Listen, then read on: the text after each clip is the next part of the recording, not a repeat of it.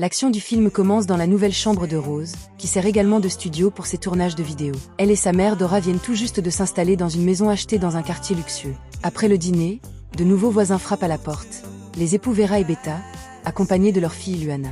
Luana reconnaît immédiatement la star du web qu'est Rose et cette dernière l'invite dans sa chambre, que la jeune fille admire avec émerveillement.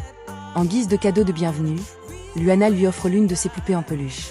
Pendant ce temps, les parents prennent le café et discutent. Dora évite habilement de répondre aux questions sur son passé.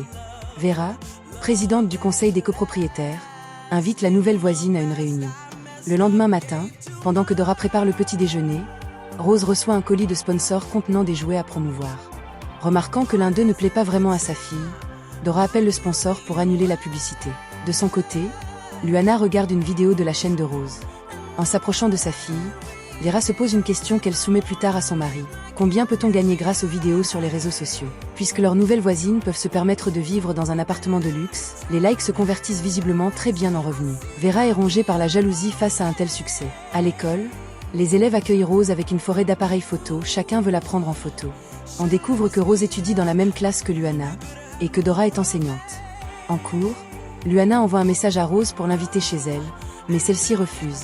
Elles ont prévu des tournages avec sa mère, qui lit toutes les conversations de sa fille.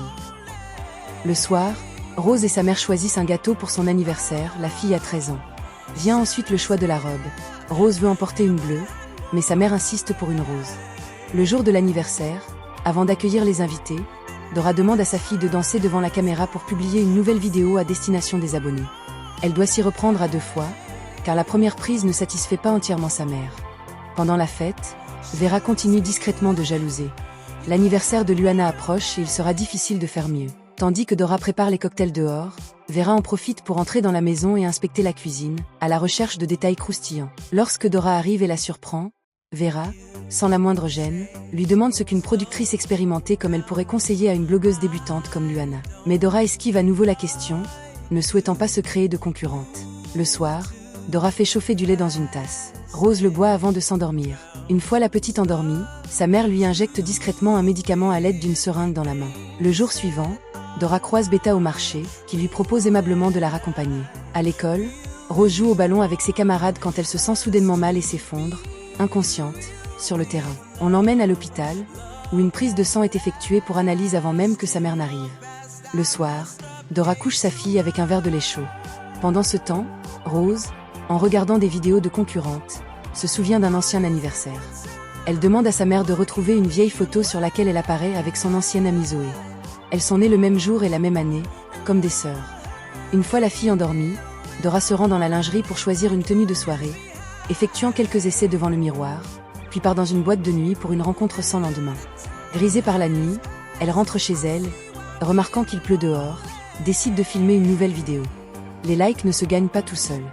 Le matin, les collègues de Dora, qui travaillent comme pizzaiola, discutent de la vidéo et s'interrogent.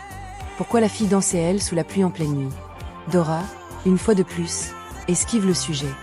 La surveillante scolaire remet à Rose un code permettant de consulter ses résultats d'analyse en ligne, afin qu'elle les transmette à ses parents.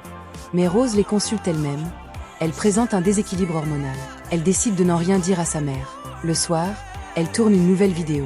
Une fois les prises principales terminées, Dora fait ses corrections pendant que Rose enregistre une vidéo individuelle pour les participants d'une campagne publicitaire terminée. Rose raconte ensuite à Luana l'histoire de Zoé, avec qui elle est née le même jour, mais dont elle a perdu le contact depuis longtemps. Luana propose de la retrouver sur les réseaux sociaux depuis son téléphone, mais la recherche est interrompue par Dora, qui s'impose dans la conversation. Une fois Luana partie, la mère avoue avoir voulu inviter Zoé à l'anniversaire, mais que celle-ci n'avait pas répondu à son message. Vera aide sa fille à tourner des vidéos de danse pour TikTok lorsqu'elle aperçoit Dora courir depuis la fenêtre. Elle la suit jusqu'au gymnase et s'assoit à côté d'elle pour tenter d'engager la conversation sur la monétisation des réseaux sociaux. Mais Dora s'éloigne à nouveau. Les concurrentes, c'est comme des épines, mieux vaut s'en passer. Lors d'un conseil scolaire, Dora apprend que Rose a reçu ses résultats d'analyse, mais que sa fille ne lui en a pas parlé. Elle aborde le sujet avec Rose et lui avoue être au courant de son anémie, lui promettant qu'elles trouveront un jour un traitement adapté. Le soir, après avoir donné son lait à Rose et procédé à une nouvelle injection, Dora se rend dans un bar. Elle y croise Beta, qui a eu une journée difficile et ne souhaite pas rentrer chez lui pour ne pas fatiguer sa femme. Dora le séduit et l'entraîne aux toilettes. En rentrant, l'homme découvre que son épouse l'attendait. Elle avait préparé un dîner de fête pour leur anniversaire de mariage, sans même recevoir un message prévenant de son retard. De son côté, Rose se réveille dans son lit. Elle appelle sa mère, mais celle-ci n'est pas là. La petite fille remarque une bosse sous la peau de sa main. Elle va dans la salle de bain, saisit des ciseaux à manucure, incise la peau et extrait un implant en plastique. Elle nettoie ensuite soigneusement la plaie, rince le sang dans le lavabo et essuie ses mains. Elle regagne son lit juste à temps pour feindre de dormir avant le retour de sa mère. Le lendemain, Rose demande à sa mère où elle était la veille. Dora ment, prétextant être sortie déposer des déchets et bavarder avec une voisine. Plus tard, elle retourne au marché, où elle retrouve son amant marié. Pendant un tournage, Luana écrit à Rose pour lui proposer de sortir, mais Dora refuse de laisser partir sa fille. Lorsque Luana se confie sur les disputes de ses parents, Rose avoue ne pas avoir connu son père. Elle demande également à son amie de lui prêter son smartphone, prétextant avoir cassé le sien, alors qu'en réalité, sa mère le surveille. Avec le téléphone de Luana, elle cherche discrètement des informations sur les implants en plastique. Quand Dora part à la réunion du syndicat des copropriétaires, Rose en profite pour écrire à Zoé. À sa grande surprise, celle-ci répond et lui apprend qu'elle habite dans la même ville, proposant qu'elle se retrouve. Rose fouille alors la garde-robe de sa mère à la recherche d'objets suspects et de médicaments. Les doutes l'envahissent. Lorsque Dora rentre, Rose a déjà tout remis en place et fait semblant de dormir. Le lendemain matin, Rose feint d'être malade pour ne pas aller à l'école. Dora veut rester avec elle et demander un jour de congé. Mais Rose l'accuse de ne pas la laisser grandir. Elle n'est plus une enfant, c'est une adolescente de 13 ans. Convaincue par ses arguments, la mère part travailler. Profitant de cette liberté, Rose rencontre Zoé. Elle est frappée par son apparence. Son ancienne amie, avec qui elle a grandi, a l'air beaucoup plus âgée qu'elle. Zoé l'invite à une fête, mais Rose décline en invoquant des obligations. Soudainement, elle se sent mal et part en courant. Elle finit par s'effondrer inconsciente dans la cour de l'école, sous les yeux de tous les élèves. Sa mère, qui arrive sur place à temps, remarque du sang sur la jupe de Rose, la couvre de son manteau et la ramène chez elle. À la maison, Dora lui explique que ses règles sont arrivées. Mais Rose, mécontente, lui demande directement ce qu'elle lui a fait. Elle comprend que quelque chose ne va pas. Elle a l'air bien plus jeune que ses camarades. La conversation est interrompue par un appel téléphonique. Dora découvre alors le smartphone de Luana, caché dans la chambre. Rose la menace de révéler la vérité sur son état et sur ce que sa mère lui a infligé.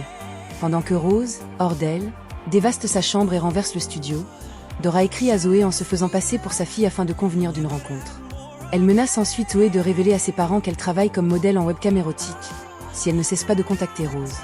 De retour à la maison, Dora dit à sa fille affamée qu'elle ne lui donnera à manger qu'après avoir tourné une nouvelle vidéo, pour laquelle Rose doit d'abord ranger sa chambre. Une fois le ménage fait, le tournage commence, mais Rose doit reprendre plusieurs fois la séquence d'accueil, car Dora n'est pas satisfaite de ses intonations. Une fois le résultat obtenu, Dora donne enfin son déjeuner à sa fille. Plus tard, Dora se rend à l'école et annonce au directeur que Rose est partie rendre visite à son père et ne sera pas en cours pendant un certain temps. Après les cours, elle remet le smartphone à Luana, lui disant que Rose n'en a plus besoin. Mais au même moment, Zoé envoie un message vocal, inquiète pour Rose, demandant à la voir. Luana lui explique alors la situation. Le soir, Luana regarde les vidéos de la chaîne de Rose, sur lesquelles cette dernière affirme passer la nuit chez son père. De son côté, Dora est rivée à son téléphone, enchaînant la vidéo de la voisine, le chat érotique de Zoé, puis la chaîne de sa propre fille. Refusant de subir davantage cette situation, Rose prépare une tentative d'évasion et se cache derrière la porte. Mais Dora réussit à l'attraper par la jambe, la retient, puis l'enferme dans la pièce en la forçant à manger de la nourriture tombée par terre. À l'école, Luana interroge Dora sur le retour de Rose, mais celle-ci répond de manière évasive, affirmant que c'est à Rose de décider et qu'elle n'a pas d'ordre à lui donner. En discutant avec Zoé, Luana exprime ses doutes. Elle se souvient que Rose ne connaissait même pas son père. Zoé confirme n'avoir jamais vu de père quand elle habitait à côté de chez elle. Vera, qui écoutait la conversation de sa fille avec Zoé, est alertée. À ce même moment, Luana aperçoit par la fenêtre le père de Rose sortir de la maison voisine, Beta. Leur relation continue. Après une soirée bien arrosée, une fois son amant reparti chez sa femme, Dora, déçue, s'approche de la chambre de sa fille et lui parle à travers la porte fermée. Elle avoue ne pas savoir qui est le père de Rose. Elle reconnaît également lui avoir administré des médicaments pour ralentir son développement, persuadée d'agir ainsi pour la protéger. De l'autre côté, Rose, qui n'en laisse rien paraître, écoute en silence. Sur sa demande, Dora, encore ivre, lui passe une boîte à bijoux contenant des photos de tous ses anniversaires. En les examinant, Rose réalise que certains anniversaires ont été célébrés 2 fois. Elle a donc plusieurs années de plus qu'elle ne le croyait, mais sa mère refuse de lui révéler son âge exact. Inquiète par la conversation qu'elle a espionnée, Vera profite de l'absence de Dora au travail pour pénétrer chez elle en utilisant le code de la porte, dont elle dispose en tant que membre du syndicat des copropriétaires. Elle déclenche accidentellement l'alarme. De l'autre côté de la pièce, Rose frappe contre la porte en essayant d'appeler au secours, mais en vain. Vera, paniquée, prend la fuite.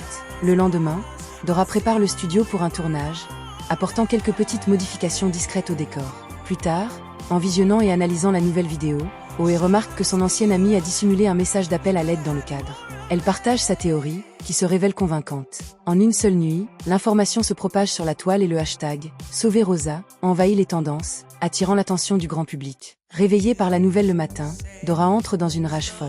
Elle frappe sa fille et la force à enregistrer un démenti. Rose est contrainte de s'exécuter, annonçant à ses fans qu'elle n'a pas besoin d'aide. Après la publication de la vidéo, Luana se dispute avec Zoé, pensant qu'elle les a tous trahis. Mais Zoé ne recule pas, elle porte plainte à la police et raconte tout ce qu'elle sait. L'information remonte jusqu'aux autorités compétentes, et Dora reçoit un message des services sociaux, qui s'intéressent à l'éducation de sa fille. Comprenant que la situation est désormais hors de contrôle, Dora rassemble précipitamment ses économies, notamment les fonds accumulés grâce aux collaborations publicitaires, et prend la fuite avec Beta.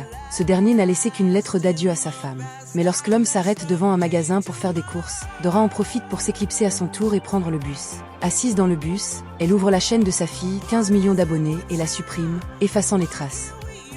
La police et les journalistes débarquent chez Rose. La porte s'ouvre, et la petite fille est retrouvée sous l'emprise des médicaments dans sa chambre. Elle est transportée en ambulance, où elle perd connaissance. Quelques mois plus tard, la mystérieuse Dora erre à nouveau sur un marché, dans une autre ville. Elle est visiblement enceinte. Son nouveau projet est sur le point de commencer.